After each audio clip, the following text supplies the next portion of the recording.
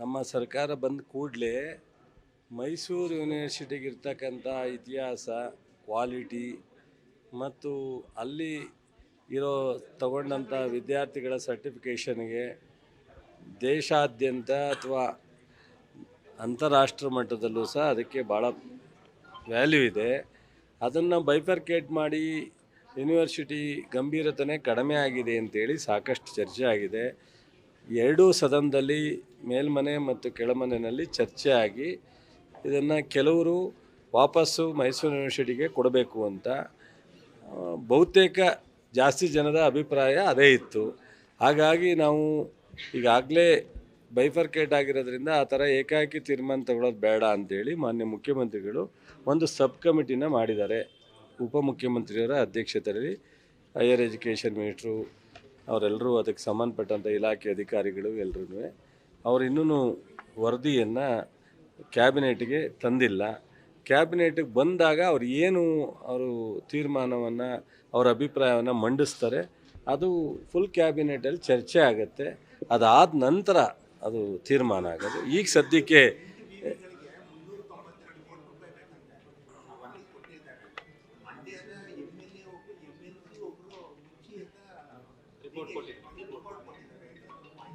ಒಬ್ಬರು MLC ಅಲ್ಲ, ಭಾಳ ಜನದ ಅಭಿಪ್ರಾಯ ಇದೆ. ನಾನು ಹೇಳಿದ್ನಲ್ಲ ಕಾರಣ ಯಾಕೆ ಅಂತ. ಒಂದು ಹಣಕಾಸಿನ ಕೊರತೆನೂ ಇದೆ. ಸಂಪೂರ್ಣವಾಗಿ ಯೂನಿವರ್ಸಿಟಿ ಇಲ್ಲಿ ಮಂಡ್ಯ ಓಪನ್ ಆಗಿ ಬಹುಶಃ ಐದಾರು ವರ್ಷ ಆಗಿತ್ತಾ? ಹಾಂ, 5 ವರ್ಷ ಆಯಿತು. 5 ವರ್ಷದಲ್ಲಿ ಫುಲ್ ಫ್ಲೆಡ್ಜ್ ಯೂನಿವರ್ಸಿಟಿಯಾಗಿ ಪರಿವರ್ತನೆ ಆಗಿಲ್ಲ. ಅದಕ್ಕೆ ಹಲವಾರು ಈಗ ನಮ್ಮ UGC ಗ್ರ್ಯಾಂಟ್ ಬರೋಲ್ಲ ಸರಿಯಾಗಿ, ಇಲ್ಲಿ ಸ್ಟೇಟಿಂದ ಗ್ರ್ಯಾಂಟ್ ಕೊಡಲಿಕ್ಕೆ ಹೆಚ್ಚು ಅವಕಾಶ ಇಲ್ಲ, ಹಲವಾರು ಸಮಸ್ಯೆಗಳಿದೆ. ಸಮಸ್ಯೆಗಳ ಜೊತೆಗೆ ಮೈಸೂರು ಯೂನಿವರ್ಸಿಟಿ ಅಂದರೆ ಒಂದು ಎನರ್ಜಿ. ಮಂಡ್ಯ ಯೂನಿವರ್ಸಿಟಿ ಹೆಸರಿಗೂ ಮೈಸೂರು ಯೂನಿವರ್ಸಿಟಿಗೂ ವ್ಯತ್ಯಾಸ ಇದೆ ಅನ್ನೋದು ಎಲ್ಲರ ಅಭಿಪ್ರಾಯ. ಇಷ್ಟೆಲ್ಲ ಇದೆ. ಅವ್ರು ಏನು ಅಭಿಪ್ರಾಯ ಕೊಟ್ಟಿದ್ದಾರೆ ನಿಮಗೆ ಅದು ರಿಲೀಸ್ ಆಗಿದೆ, ನನಗಿನ್ನೂ ಗೊತ್ತಿಲ್ಲ. ಕ್ಯಾಬಿನೆಟಲ್ಲಿ ಚರ್ಚೆ ಆಗುತ್ತೆ. ಈಗ ಸಮಗ್ರ ಕೃಷಿ ವಿಶ್ವವಿದ್ಯಾಲಯಕ್ಕೆ ವಿಲೀನ ಆಗಕ್ಕೆ ಬಾಗಲಕೋಟೆ ಮತ್ತು ಹಾಸನದ ಕೆಲವು ಆಯಿತು, ಮಾಡಬೇಡಿ ಅಂತ ಸರಿಯಪ್ಪ, ಅವರವರ ಹಕ್ಕು. ಈಗ ರೇವಣ್ಣವರು ಅಥವಾ ಇನ್ನೊಬ್ಬರು ಮಾತಾಡೋದು ಅದು ಅವ್ರ ಇಷ್ಟ. ಅವರು ಪ್ರಜಾಪ್ರಭುತ್ವದ ವ್ಯವಸ್ಥೆಯಲ್ಲಿ ಇದು ಬೇಡ ಬೇಕು, ಇದು ಸರಿ ತಪ್ಪು ಅಂತ ಹೇಳೋದಕ್ಕೆ ಸ್ವತಂತ್ರ ಇದೆ, ಮಾಡಿದ್ದಾರೆ. ಸರ್ಕಾರ ತೀರ್ಮಾನ ತೊಗೋಬೇಕಾದ್ರೆ ಎಲ್ಲವನ್ನೂ ನೋಡಿ ತೀರ್ಮಾನ ತಗೊಳುತ್ತೆ. ಈಗ ಅವರವ್ರ ಆಡಳಿತ ಮಾಡೋನಾಗ ಕೆಲವೆಲ್ಲ ಬದಲಾವಣೆಗಳಾಗಿರ್ತವೆ. ಪಾಪ ಅವ್ರ ಹಾಸನಕ್ಕೆ ಬರಬೇಕು ಅಂತ ಆಸೆ ಇತ್ತು, ಹಾಸನಕ್ಕೆ ಮಾಡಬೇಕು ಅಂತ ಅದನ್ನು ಮಾಡೋಕ್ಕಾಗಿರಲಿಲ್ಲ. ಮಂಡ್ಯ ಹೆಂಗೆ ಸಹಿಸ್ತಾರೆ ರೇವಣ್ಣವರು? ಮಂಡ್ಯನ ಸಹಿಸೋಕ್ಕಾಗಲ್ರಿ. ಮಂಡ್ಯ ರಾಜಕೀಯವಾಗಿ ಅವ್ರು ಉಪಯೋಗಿಸ್ಕೋಬೋದು ಅಷ್ಟೇ. ಮಂಡ್ಯಕ್ಕೆ IIT ಬರಬೇಕಾಗಿತ್ತು KRSಗೆ, ಅವ್ರು ಹಾಸನಕ್ಕೆ ಕೇಳಿದ್ರು. ಅವಾಗ ಅದು ಹೋಗಿ ಧಾರವಾಡಕ್ಕೆ ಕೊಟ್ಟೋಯ್ತು, ರಾಯಚೂರಿಗೇನೋ ರಾಯಚೂರಿಗೆ ಹೋಯ್ತು.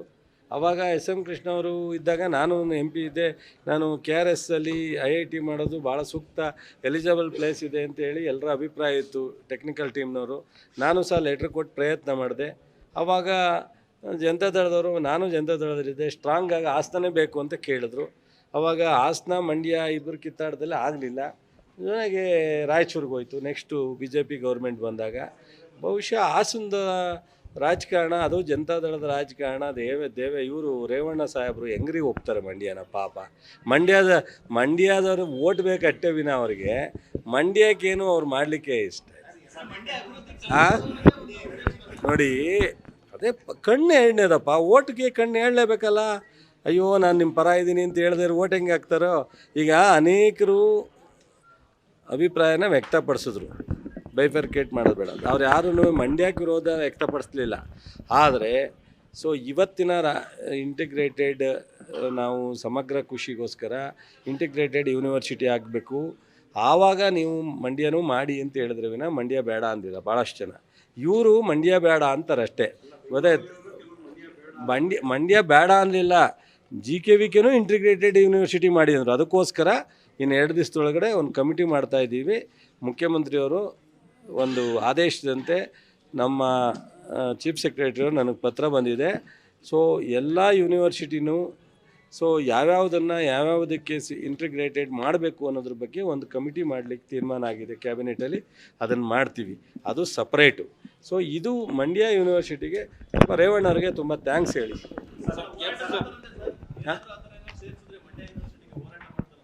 ಬೇಡ ಅಂದರೆ ಯಾರಪ್ಪ. ಈಗ ನೀನು ಹೋರಾಟ ಮಾಡಿದ್ರೆ ನಾನು ಬೇಡ ಅನ್ನೋಕ್ಕಾಗಲ್ಲ, ನಾನು ಹೋರಾಟ ಮಾಡಿದ್ರೆ ನೀನು ಬೇಡ ಅನ್ನೋಕ್ಕಾಗಲ್ಲ. ಇದು ಪ್ರತಿಯೊಬ್ಬರ ಹಕ್ಕು ಹೋರಾಟ ಮಾಡಿ. ಹಾಂ ಯಾರು ಯಾರು ಈಗ ಕುಡಿಯೋ ನೀರನ್ನು ನಾವು ಯಾರನ್ನು across the country supreme court order ಇದೆ. ಆದರೆ ಕುಡಿಯೋ ನೀರನ್ನು ನಾವು ಬೆಂಗಳೂರು ವಿಖ್ಯಾತಿ ಪಡೆದಂಥ ನಗರ. ಆ ನಗರಕ್ಕೆ ನಾವು ಮಂಡ್ಯದವರು ವಾಸ ಮಾಡ್ತಾರೆ, ಬೆಳಗಾಂನವರು ವಾಸ ಮಾಡ್ತಾರೆ. ಬೆಂಗಳೂರಲ್ಲ, ಇದು ಬೆಂಕಿ ಅಂತೂ ನಮ್ಮ ಕೆಂಪೇಗೌಡರ ಕಾಲದಲ್ಲಿ ಬೆಂದ ಕಾಳು ಊರಾಗಿ ಉಳಿದಿಲ್ಲ. ಬೆಂಗಳೂರು ಒಂದು ರಾಜಧಾನಿಯಾಗಿ ಬದಲಾವಣೆ ಆಗಿದೆ, ರಾಷ್ಟ್ರದ ರಾಜಧಾನಿ ಅಂತ ಅನ್ನೋ ರೀತಿಯಲ್ಲಿ. ಈಗ ಡೆಲ್ಲಿ ಬಿಟ್ಟರೆ ಬೆಂಗಳೂರನ್ನೇ ಅಟ್ರಾಕ್ಷನ್ ಇರೋದು. ಸೊ ಒಂದು ನಿಮಿಷ, ಅದಕ್ಕೆ ಸಬ್ಜೆಕ್ಟಿಗೆ ಬರ್ತೀನಿ. ಅದಕ್ಕೇ ನಾನು ನಮ್ಮ ಮುಖ್ಯಮಂತ್ರಿಗಳಿಗೆ, ನೀರಾವರಿ ಸಚಿವರಿಗೆ ಹೇಳಿದ್ದೀನಿ, ನಮ್ಮದೆಲ್ಲ ಸಮಗ್ರ ಆಧುನೀಕರಣ ಆದರೆ ಆವಾಗ ನಮ್ಮಲ್ಲಿ ನೀರನ್ನು 10% 20% ನೀರನ್ನು ಸೇವ್ ಆಗುತ್ತೆ. ಆ ಸೇವ್ ಆದ ನೀರನ್ನು ಕುಡಿಯೋ ನೀರಿಗೆ ಈಗ ಮೈಸೂರು, ಮಂಡ್ಯ ಎಲ್ಲ ಕಡೆ ಕಾವೇರಿ ನೀರನ್ನು ಕೊಡೋವಂಥ ಯೋಜನೆ ಮಾಡ್ತಾಯಿದ್ದೀವಿ. ಸೊ ಬೆಂಗಳೂರು ಕೊಡಲೇಬೇಕಾಗುತ್ತೆ ನೀರನ್ನು. ಬಟ್ ಆದರೆ ಆ ನೀರನ್ನು ನಾವು ಈ ವೇಸ್ಟ್ ಆಗ್ತಿರೋ ನೀರನ್ನು ಉಳಿಸಿ ನೀರನ್ನು ಕೊಡಬೇಕೇ ವಿನ ರೈತರಿಗೂ ತೊಂದರೆ ಆಗಬಾರ್ದು. ಅದನ್ನು ಮಾಡಬೇಕು ಅಂತ ನಮ್ಮ ಪ್ರಯತ್ನ. ಪಾಪ ತಮ್ಮಣ್ಣವರು, ರೇವಣ್ಣವರು ಅವ್ರದ್ದೇ ಆದ ರೀತಿ ರಾಜಕಾರಣ ಬೆರೆಸ್ತಾರೆ. ನಾವು ರಾಜಕಾರಣ ಮಾಡೋಕ್ಕಾಗದ? ರೈತರ ಬಗ್ಗೆ ರಾಜಕಾರಣ ಮಾಡೋದು ಬೇಡ, ಕೆಲಸ ಮಾಡೋದು. ಖರ್ಗೆ ಅವ್ರನ್ನ ಮೀಟ್ ಮಾಡಿದ್ದಾರೆ ಸರ್ ರಾಜಣ್ಣವರು. ಖರ್ಗೆ ಅವ್ರನ್ನ ಭೇಟಿ ಮಾಡಿದ್ದಾರೆ ರಾಜಣ್ಣವರು ರಾಜ್ಯಾಧ್ಯಕ್ಷ ಸ್ಥಾನ. ಸರಿಯಪ್ಪ, ನಮ್ಮ ರಾಜ್ಯದ ಒಬ್ಬ ಸೀನಿಯರ್ ರಾಜಕೀಯ ಮುತ್ಸದಿ AICC ಅಧ್ಯಕ್ಷ ಆಗಿರೋದು ನಮ್ಮೆಲ್ಲರ ಸೌಭಾಗ್ಯ. ನಾವು ಯಾರು ಹೋದ್ರೂ ನಮ್ಮ ಹತ್ರ ಅವ್ರ ಹತ್ರ ಸಬ್ಜೆಕ್ಟ್ ಇದೆಯಲ್ಲೋ ಅವ್ರನ್ನ ಭೇಟಿ ಮಾಡ್ತೀವಿ ನಾವು. ನಮ್ಗೊಂದು ಖುಷಿ. ಈಗ ಬೇರೆ ಯಾರೋ ರಾಜ್ಯದ ಒಬ್ಬರು ಅಧ್ಯಕ್ಷ ಆದ ತಕ್ಷಣವೇ ನಾವು ಅಷ್ಟು ಸುಲಭವಾಗಿ ಭೇಟಿ ಮಾಡೋಕ್ಕಾಗಲ್ಲ. ನಮ್ಮ ಖರ್ಗೆಯವರು ಅಂತ ಅಂದರೆ ನಾವು ಹೋದಾಗೆಲ್ಲ ಭೇಟಿ ಮಾಡ್ತೀವಿ. ನಾವು ಅವ್ರ ಮನೆ ಒಂದು ಕಾಫಿ ಕುಡಿದು. ಸೊ ಅದಕ್ಕೆ ಬಹುಶಃ ನೋಡಿ, ನನಗೆ ಗೊತ್ತಿಲ್ಲ, ನನಗೆ ಆ ವಿಚಾರ ಸಬ್ಜೆಕ್ಟ್ ಗೊತ್ತಿಲ್ಲ. ಭೇಟಿ ಮಾಡ್ತಕ್ಕಂಥ ತಪ್ಪಲ್ಲ, ಸಬ್ಜೆಕ್ಟ್ ಏನಿದೆ ಗೊತ್ತಿಲ್ಲ. ಅಧ್ಯಕ್ಷರು ಹೇಳಿದ್ದಾರೆ, ಯಾವುದೇನೇ ವಿಚಾರ ಇದ್ದರೂ ನಾವು ಸಮರ್ಥರಿದ್ದೀವಿ, ತೀರ್ಮಾನ ತಗೋತೀವಿ ಅಂತ ಖರ್ಗೆಯವರೇ ಹೇಳಿದ್ದಾರೆ ಹಿಂದೆ. ಅವ್ರು ಸೂಕ್ತವಾದ ಸಂದರ್ಭದಲ್ಲಿ ಅವ್ರು ತೀರ್ಮಾನ ತಗೋತೀವಿ ಅಂದಮೇಲೆ ಅದ್ರ ಬಗ್ಗೆ ನಾವು ಯಾಕೆ ಚರ್ಚೆ ಮಾಡೋದು? ಹಾಸನದಲ್ಲಿ ನಿಂತ್ಕೋತಾರೆ ಚುನಾವಣೆಗೆ ಅಂತ ಯಾರು ಹೇಳಿದ್ರ? ಆ ಥರ ಏನಿಲ್ಲ. ಹಾಸನ, ಮಂಡ್ಯ, ತುಮಕೂರು, ರಾಯಚೂರು ಎಲ್ಲ ಒಂದೇ. ನಂಗೆ ರಾಜ್ಯದ 31 ಜಿಲ್ಲೆನೂ ಒಂದೇ. ಕೃಷಿ ಮಂತ್ರಿಯಾಗಿ ಎಲ್ಲೆಲ್ಲಿ ಅವಶ್ಯಕತೆ ಇದೆ, ಎಲ್ಲಿ ರೈತರ ಸಮಸ್ಯೆ ಇದೆ. ಮೊನ್ನೆ ಚಿತ್ರದುರ್ಗಕ್ಕೆ ಹೋಗಿದ್ದೆ, 4 ಸಲ ಚಿತ್ರದುರ್ಗಕ್ಕೆ ಹೋಗಿದ್ದೀನಿ. ಅಂದ ಹಾಸನಗಿಂತ ಜಾಸ್ತಿ ಚಿತ್ರದುರ್ಗಕ್ಕೆ ಹೋಗಿದ್ದೀನಿ.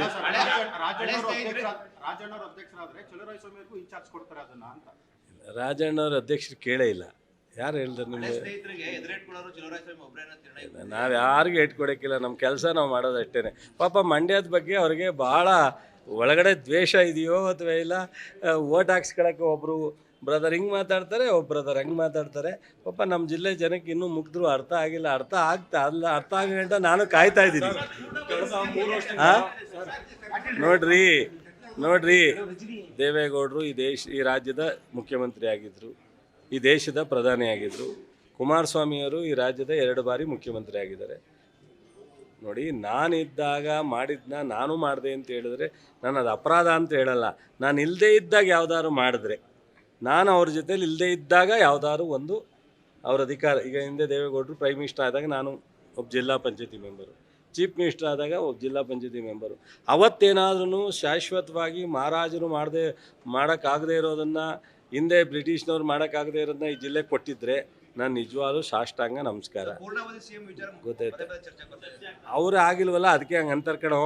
ಅಯ್ಯೋ ನೀವು ಎಲ್ಲ ಒಂದು ನಿಮಿಷ ಕೇಳೋ. ಕುಮಾರಸ್ವಾಮಿಯವರು ಪೂರ್ಣ ಅವಧಿ ಅವ್ರು ಹೇಳಿದ್ರು 2018ರಲ್ಲೂ ಹೇಳಿದ್ರು, 23 ಹೇಳಿದ್ರು. ನನಗೆ ಫುಲ್ ಗೌರ್ಮೆಂಟ್ ಬರ್ತಾ ಇದ್ರೆ ನಾನು ಡಿಸಾಲ್ವ್ ಮಾಡ್ತೀನಿ ಪಾರ್ಟಿನ, ನಾನು ರಾಜಕಾರಣ ನಿವೃತ್ತಿಗೆ ಹೊರ್ತೀನಿ ಅಂತ ನಿಮ್ಮ ಮುಂದೆಲ್ಲೇ ಹೇಳಿದರು, TVR ಮುಂದೆ. ಅವ್ರಿಗೇನಾಗಿದೆ, ಅವರು 2 ಬಾರಿನೂ ಫುಲ್ ಆಗಲಿಲ್ಲ. ಅದಕ್ಕೆ ಅವ್ರಿಗೆ ಬೇರೆಯವರು ಆಗಲ್ಲ ಅನ್ನೋ ಭಾವನೆಯಿಂದ ಹೇಳ್ತಾರೆ. ಯಾರು? MB ಪಾಟೀಲ್ ಫುಲ್ ಇರಲ್ಲ ಅಂತ ಹೇಳಿದ್ರ? ಅವರ ನೇತೃತ್ವದಲ್ಲಿ ಮುಂದಿನ ಚುನಾವಣೆ ಅನ್ನೋದು ಕೂಡ ಹೇಳಿದ್ರು ಸರ್. ಅವ್ರವ್ರ ಅಭಿಪ್ರಾಯ ಅವ್ರು ವ್ಯಕ್ತಪಡಿಸಿದ್ದಾರೆ. ನಾನು ನನ್ನ ಅಭಿಪ್ರಾಯ ವ್ಯಕ್ತಪಡಿಸ್ಬೋದು ಅಷ್ಟೇ. ತೀರ್ಮಾನ ನಮ್ಮ ಹೈಕಮಾಂಡ್ ತಗೊಳ್ಳುತ್ತೆ. ಕಳೆದ 3 ವರ್ಷದಿಂದ ಬೀಚಿನಲ್ಲಿ 280 ಜನ ಸಾವನ್ನಪ್ಪಿದ್ದಾರೆ ತಡೆಗೋಡೆಯಲ್ಲಿ. ಈಗ ಮೊನ್ನೆ ಪಾಂಡುಪುರ ಈ ನಮ್ಮ ಶಿವಳ್ಳಿ ಭಾಗದಲ್ಲಿ ಆಯ್ತಲ್ಲ, ಅದಕ್ಕೆ ತಡೆಗೋಡೆನೂ ಸೇರಿ ಎಸ್ಟಿಮೇಟ್ ಸ್ಯಾಂಕ್ಷನ್ ಆಗಿದೆ. ಸ್ವಲ್ಪ ಕಾಂಟ್ರಾಕ್ಟ್ರು ಯಾರು ಅಂದರೆ ನಮ್ಮ ಮಾಜಿ ಸಚಿವರ ಕಡೆಯವರೇ, ಅವರ ತಮ್ಮನೇ ಯಾರು ಅವ್ರ ಅಣ್ಣನ ಮಗನ ಕಾಂಟ್ರಾಕ್ಟ್ ಅಂತೆ, ಕೂಡಲೇ ಮಾಡಲಿಕ್ಕೆ ಹೇಳು ಅಂತ ಹೇಳಿದ್ದೀನಿ ಸಂಬಂಧಪಟ್ಟಂಥ ಇಂಜಿನಿಯರ್ಗೆ. ಸೊ ಮಾಡದೇ ಇದ್ದರೆ ಮುಂದೇನು ಅಂತ ಇಲಾಖೆ ಕ್ರಮ ತಗೊಳುತ್ತೆ. ಸೊ ಈ ಉಳಿದಂಥ ಎಲ್ಲೆಲ್ಲಿ ತುಂಬ ತುರ್ತಿದೆ ಅಲ್ಲಿ ಮಾಡಲಿಕ್ಕೆ, ಹಣ ಬಿಡುಗಡೆ ಮಾಡಲಿಕ್ಕೆ ಈ ಸಾರಿ ಈ ವಾರದಲ್ಲಿ ಬರ್ಬೋದು. ಬಂದ ತಕ್ಷಣ ಜಿಲ್ಲಾಧಿಕಾರಿಗಳಿಗೆ ರಿಲೀಸ್ ಮಾಡಲಿಕ್ಕೆ MD ಅವ್ರಿಗೆ ಹೇಳಿದ್ದೀನಿ. ತುಂಬ ತುರ್ತು ಕಡೆ ಒಂದು ನಿಮಿಷ. ಬಟ್ ನಮ್ಮ ಯುವಕರಿಗೂ ಹೇಳ್ತೀನಿ, ನಮ್ಮ ಜಿಲ್ಲೆಯ ಅಥವಾ ಹೊರಗಡೆಯಿಂದ ಬರ್ತಕ್ಕಂಥ ಯಾರೇ ಯುವಕರಿರಲಿ, ಯಾವುದೇ ರಸ್ತೆಯಲ್ಲಿ ಪ್ರಯಾಣ ಮಾಡೋಣಾಗ ಸ್ವಲ್ಪ ಎಚ್ಚರಿಕೆಯಿಂದ ಮಾಡಬೇಕು ಅಂತೇಳಿ ವಿನಂತಿ ಮಾಡ್ತೀನಿ. ಸರ್, ಅದು PWD ರಸ್ತೆ ಇರಬೇಕಾಗಿತ್ತು, ಬೀಚಿನಲ್ಲಿ ಸರ್ವಿಸ್ ರೋಡಲ್ಲಿ ರಸ್ತೆ ಮಾಡಿದ್ದಾರೆ, ಅದ್ರ ಬಗ್ಗೆ ಅದು ತಪ್ಪಿದೆ. VC ನಾಲಾ ರಸ್ತೆನ PWD ರಸ್ತೆ ಮಾಡಿದ್ದಾರೆ ಅಂತ ಹೇಳ್ತಾ ಇದ್ದಾರೆ. ನೀನು ಹೇಳ್ತಾ ಇದೀಯ PWD ರಸ್ತೆನ VC ನಾಲೆಗೆ ಕನ್ವರ್ಟ್ ಮಾಡಿದ್ದಾರೆ ಅಂತೀಯ. ಸೊ ಸರ್ವಿಸ್ ರಸ್ತೆ ಆಗಿರಬೇಕಾಗಿತ್ತು. ಸೊ ಅದನ್ನು ನಾನು ಚೆಕ್ ಮಾಡೋಕ್ಕೆ ಹೇಳಿದ್ದೀನಿ. Thank you sir. ಭಾಳ ಸಕ್ಸಸ್ಫುಲ್ ಆಗಿದೆ. ನೋಡೋಣ, ಅದು ಪೂರ್ತಿ ಇವತ್ತು ನಾಳೆ ಆದಮೇಲೆ ಗೊತ್ತಾಗುತ್ತೆ ಏನೇನು ಅಂತ. ಭಾಳ ಸಕ್ಸಸ್ಫುಲ್ಲಾಗಿ GM ಇದು ಇನ್ವೆಸ್ಟ್ ಕರ್ನಾಟಕ ಆಗಿದೆ.